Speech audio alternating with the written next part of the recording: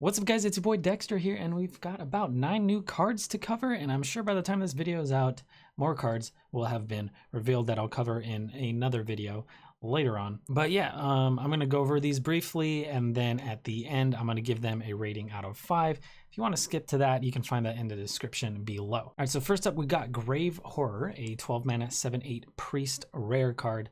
It has taunt, and it says, costs 1 less for each spell you've cast this game. So it doesn't have to be in your hand, which is actually a big deal. It's reminiscent of Arcane Giant. Definitely think it's a little bit better. You're dropping that 1 attack, but you are getting taunt, so it can be used a little bit defensively. But I don't really know, like the average turn, you probably get this off. I'm thinking maybe 7 to 8 maybe. So maybe playing a 7 mana 7/8, it's not terrible. Like, of course, this thing can keep getting discounted.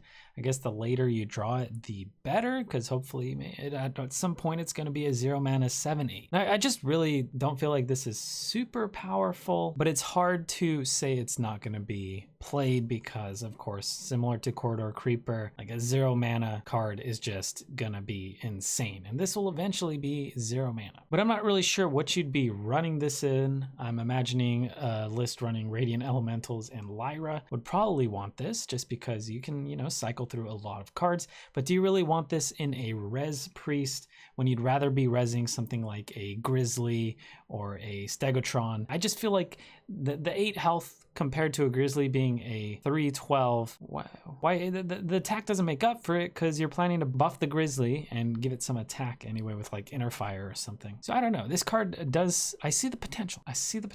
I just don't know if it would go in any current list right now. Also, I don't think you'd want to build this thing around the priest weapon, because sometimes you just don't draw the priest weapon, and if your deck's built around the priest weapon and you don't draw it, that's gonna suck. All right, so we got Hakkar the Soulflayer, a 10 mana 9/6 legendary neutral card. With the death rattle, shuffle a Corrupted Blood into each player's deck. Now, the Corrupted Blood is a 1 mana card that casts when it's drawn, and the person who draws it takes 3 damage, and then after they draw it, they shuffle 2 copies of it into their deck. First of all, this is 10 mana. That's really expensive. It doesn't really do much.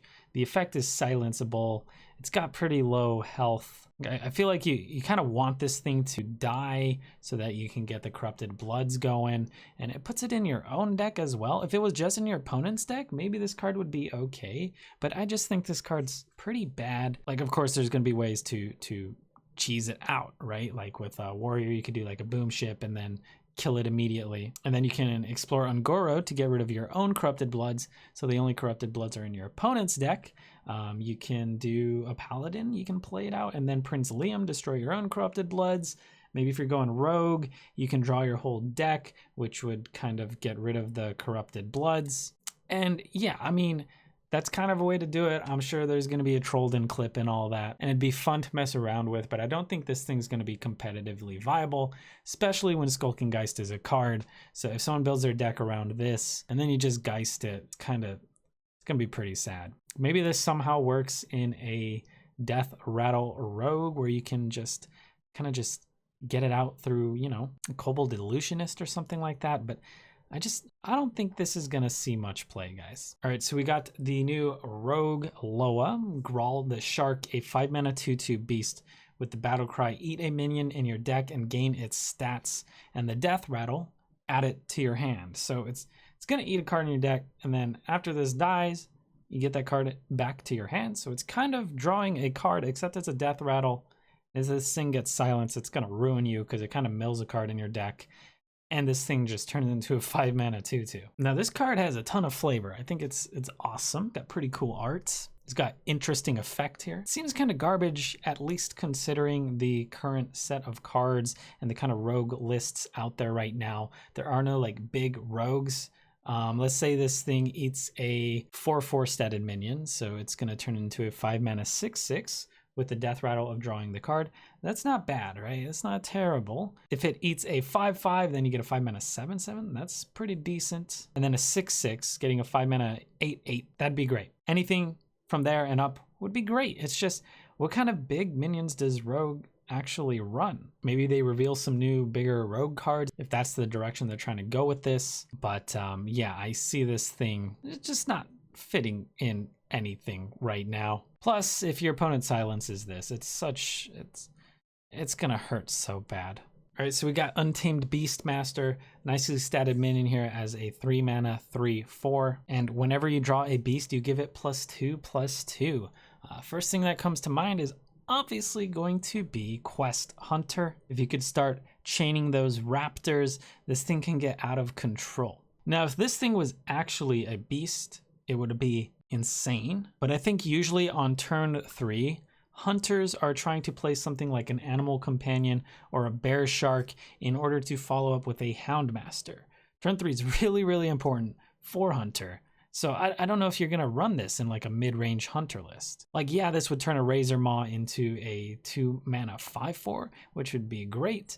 But hunter also lacks that card draw. So you kind of want to play this thing and then hope it sticks. So the main way I see this being played is just gonna be in Quest Hunter. This is mainly what I could think of here. Maybe it can work in some sort of beast druid. I mean, the main beast classes seem to be Hunter and then Druid, and Hunter much more so than Druid, but Druid does have, you know, that the new beast they've revealed here. They got Undasta, which they can kind of use to leverage those out, maybe pull out a Tyrantus. So I mean, making a Tyrantus into a 14/14, it's not terrible. I don't really see this being run in the Druid, but that's the only other place I can kind of see this in. All right, so we got Zandalari Templar here, a 4 mana 4/4 Paladin card with the battle cry.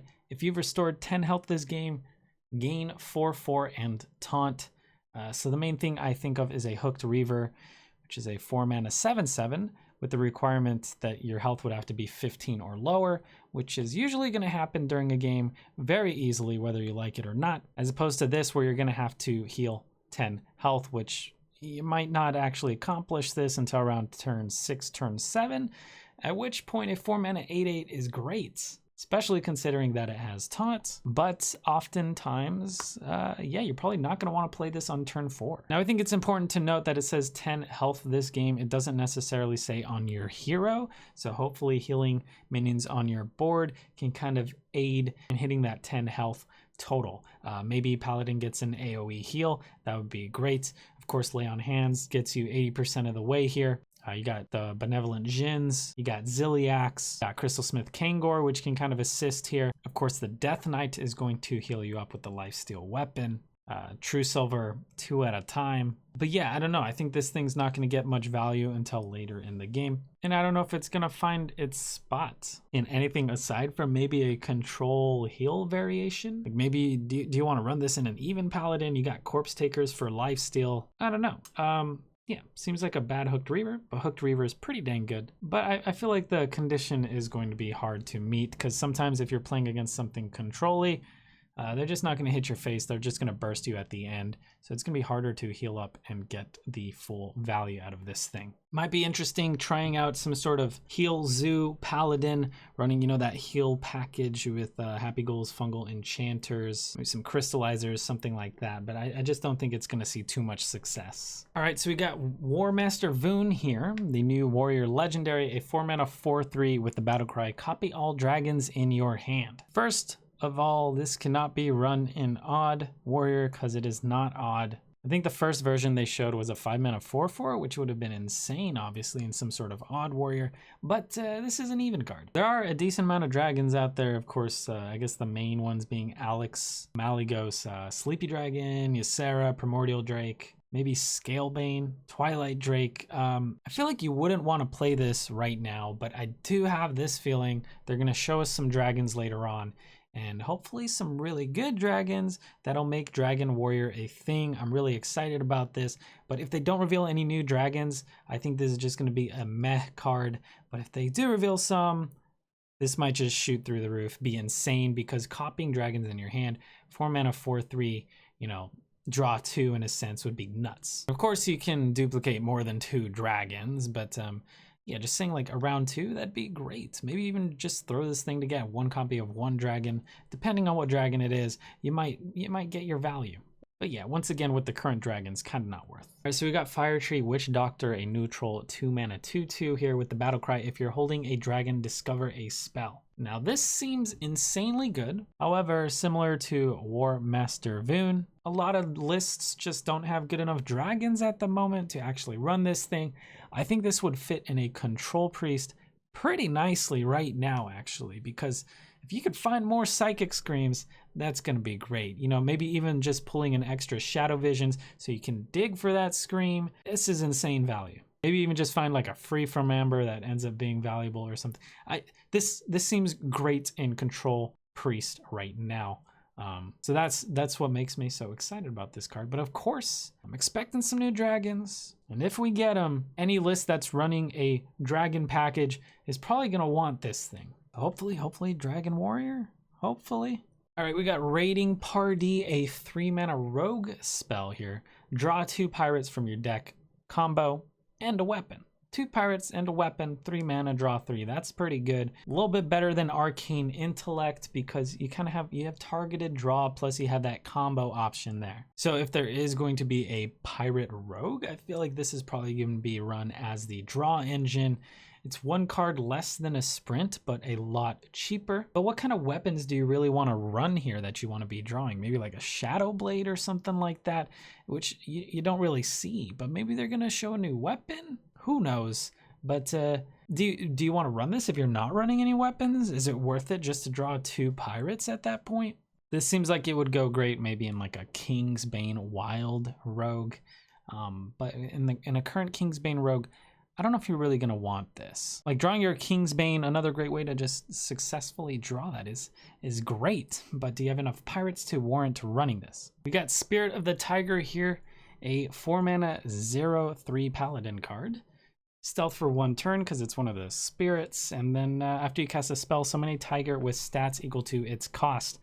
First of all, if you use a coin, it's not going to spawn anything. Any 0-mana spells are going to spawn nothing. But you do a 1-mana spell, you're going to get a 1/1 tiger. Do a 4-mana spell, a 4/4 tiger. 10-mana spell, 10/10 tiger. But the weird thing here to me is Paladin has a lot of good cards to play on turn 4, similar to how Hunter has a lot of good cards to play on turn 3. So do you really want to run this over equipping a true silver champion? You know, maybe throwing a Blessing of Kings, I don't know, playing a Corpse Taker depending on your list, doing a Consecration. There's a lot of good things you want to do on turn 4, and this is going to do nothing for 1 turn. Maybe your opponent has a big board, or you're expecting them to get a big board, you slam this on 4, and the next turn you do Consecration. Like, that's not terrible, but you're probably going to take a decent amount to the face when you could have just played Consecration instead of playing this thing in the first place. Super strong power play here would be playing this on turn 4, and then you have the coin, so the following turn, when you have 5 mana, you coin out Spike Ridge Steed, buffing this bad boy up, and also summoning a 6/6 tiger.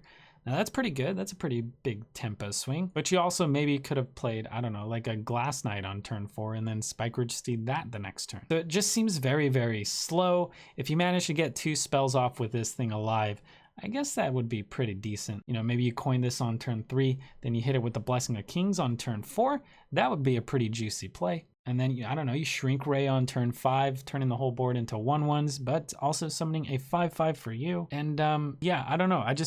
I can't really think of a list where you want to play this. Not a current list anyway. I feel like this isn't going to see much play unless you're going with a super greedy list. Maybe if the meta does slow down, you're not seeing aggro. I could see this thing getting a ton of value. But with aggro lists out there, I don't think you're going to want to play this thing. Even in the current control paladin list, running, you know, eggs and all that, I don't think you want this. I don't see a spot for it. Like, yeah, you can pull this out with a meat wagon, but you'd rather pull out one of your eggs. I don't know about this one. Like, obviously slamming this on turn 10 would get you a ton of value, of course, with like a steed, but it seems too slow. So yeah, that's gonna be about it, boys. Be sure to stay tuned for those out of 5 reviews. I'll be releasing more card reviews, hopefully every day. That's the plan, unless something crazy happens. But yeah, be sure to follow my Twitch if you haven't yet. Hope you guys enjoy these. Good luck on ladder. Stay hydrated. See you next time.